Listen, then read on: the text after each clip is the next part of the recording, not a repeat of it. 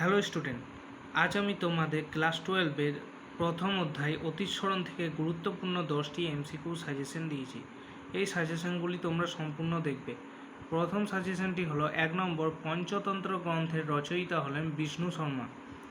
2 নম্বর, পুরাণ বিষয়ক বিদ্যাকে বলা হয় মিথোলজি। 3 নম্বর, ভারতবর্ষের একজন বিখ্যাত কিংবদন্তি হলেন রামচন্দ্র।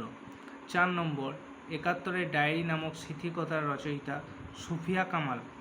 5 নম্বর, রূপকথার দেশ বলা হয় চীনকে। 6 নম্বর, ঈশ্বরের মতোই সীমাহীন শক্তির অধিকারী হলেন কিংবদন্তির নায়ক। 7 নম্বর, হারকিউলিস ছিলেন গ্রিসের কিংবদন্তি। 8 নম্বর, বৈজ্ঞানিক ইতিহাস চর্চার জনক বলা হয় থুকিডিডিসকে। 9 নম্বর, ট্রয়ের যুদ্ধের ঘটনাটি আছে ইলিয়াড ও ওডিসিতে।